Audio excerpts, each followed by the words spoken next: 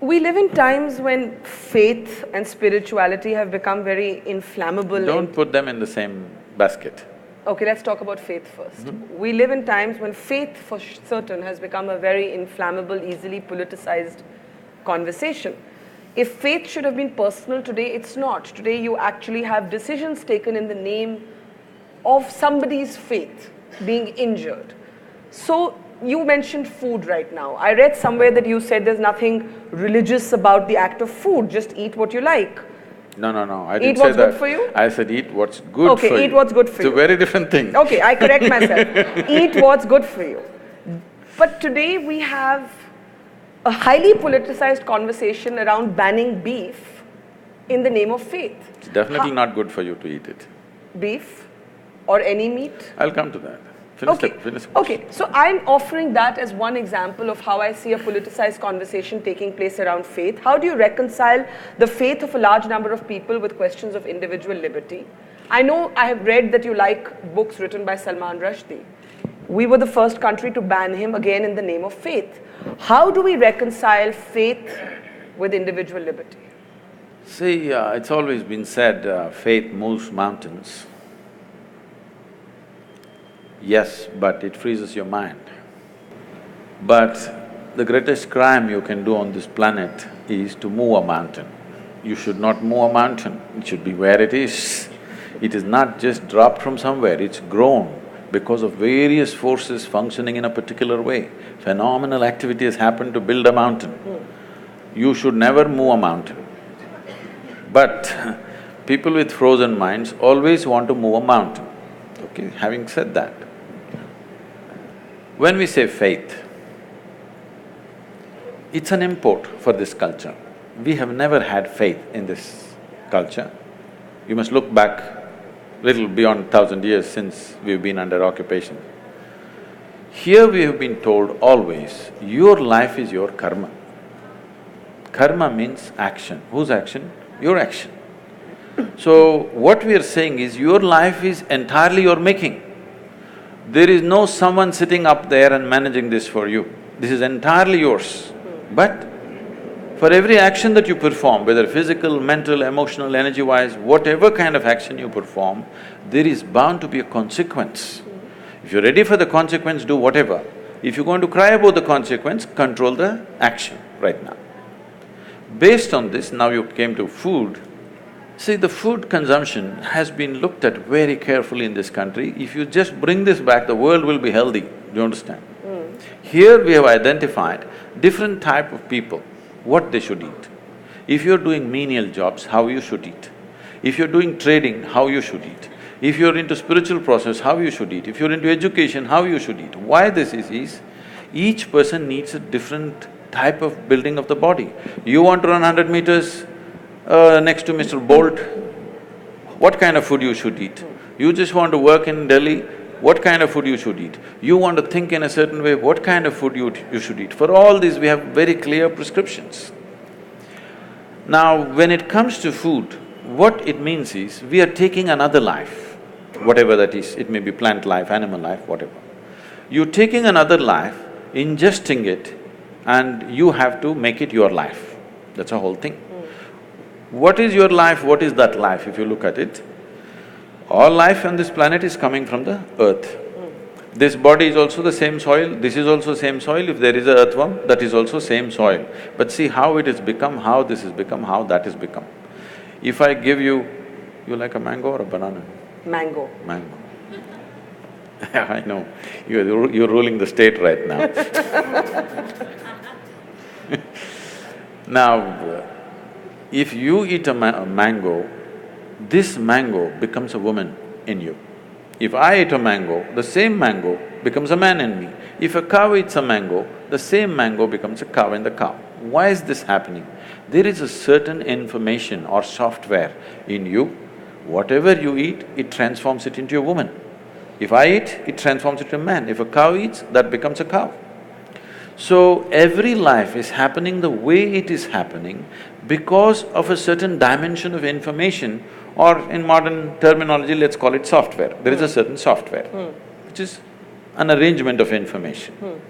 Now, the idea is to eat as simple a software as possible.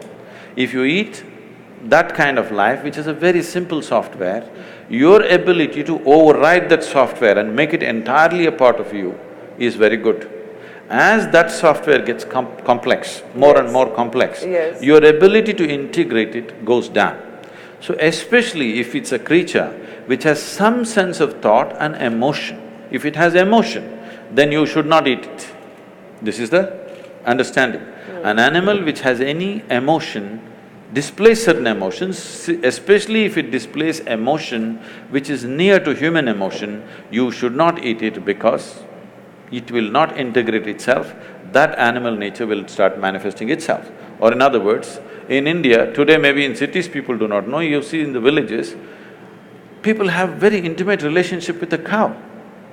They have drunk the milk of that cow, their children are drinking the milk of that cow. There is a very deep relationship. If you do not know this, cow is one creature. If something happens to you and you are in some kind of grief or misery, you don't have to be near the cow. Wherever the cow is in your house, it'll start shedding tears for you. You know, I've seen this with my eyes, I couldn't believe. When somebody is dead in the house, what does the cow know? It is somewhere. Simply tears flowing. So when it has such deep emotions, if you kill it, it's like killing a human being, it's murder or it's cannibalism. So because of that, this is not a faith thing, this is not a religious thing. We thought this is a fundamental sense. Why, when we are hungry, why can't I cut you up and eat you? What's wrong? What's wrong?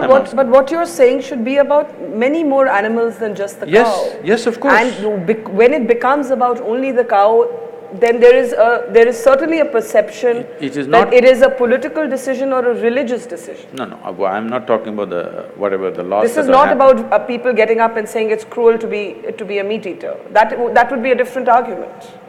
I'm not even talking about cruelty. Even cutting a plant is cruel, in my experience. But you have to do it. But if you're conscious of it, you will do it to the minimum possible extent, not do it wantonly. That's the whole thing. Now about this political ban about cow slaughter or whatever, this has many things. One thing is there is a sensitivity. Once you drink milk from the cow, she's like your mother. Killing your mother and eating her up is something people cannot digest in this country. Still 80% of the people belong to that category and there's a huge emotion, such an emotion which because they've always been made to be docile in a certain way, they have not violently reacted to it. But in some places, it has happened in villages and other places. There is already a beef ban in many villages just by a norm, not by any law, that you don't bring these kind of things into the village. I am not saying you must ban it or not ban it, I am saying the sensitivities of your population, without considering, you can't go do this blatantly. Because it is growing, it's becoming a growing business. India is becoming a major exporter of beef. Yes. That's not right. Even if somebody ate something, it is up to them, it's their personal taste, whatever. But now you're promoting it and you're making it grow, there is serious concern, but our people don't express it. Our people don't go out on the street and not going to kill anybody because they killed a cow. So, ban is not what is needed, more education was needed rather than banning. But you haven't spoken to what happens when faith repeatedly seems to come into conflict with individual liberty.